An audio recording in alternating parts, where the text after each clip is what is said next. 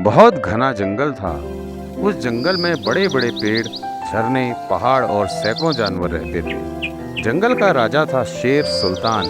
वह बहुत ताकतवर था, लेकिन दिल से दयालु भी था। उसकी रानी गौरी और एक छोटा सा बेटा शेरू था। पूरा जंगल खुशी से रहता था। हर जानवर सुल्तान की इज्जत करता था। लेकिन उसी जंगल में एक चालाक लकड़बग्गा भी रहता था, जिसका नाम था खुरचन, जो हमेशा राजा बनने के लालच में रहता था।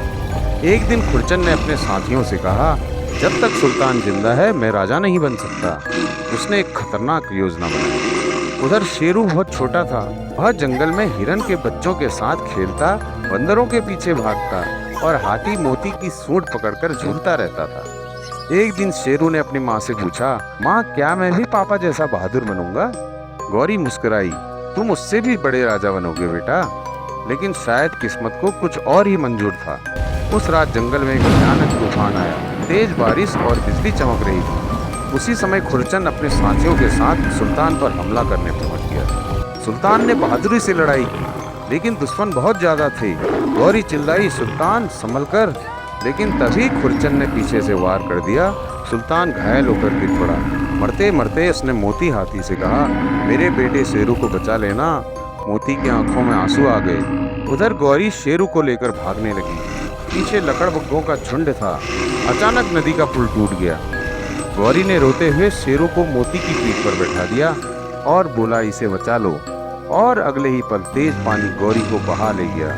छोटा शेरू जोर जोर से रोने लगा।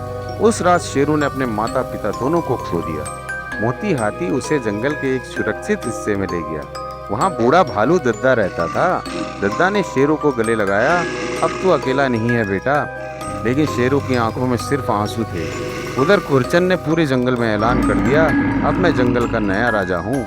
धीरे धीरे जंगल में डर फैलने लगा। छोटे जानवरों से खाना छीने जाने लगा। जो विरोध करता उसे सजा मिलती। साल बीतने लगे।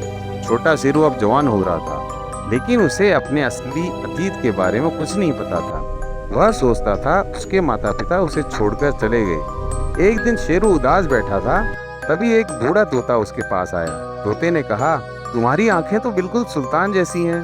शेरू चौंक गया, कौन सुल्तान? तोते ने हैरानी से पूछा, क्या तुम्हें सच नहीं पता? और यहीं से शेरू की जिंदगी बदलने वाली थी। इस कहानी में आगे क्या हुआ, पार्ट 2 जरूर देखें। पार्ट 2 देखने के लिए लाइक, शेयर एंड सब्सक्राइब करें।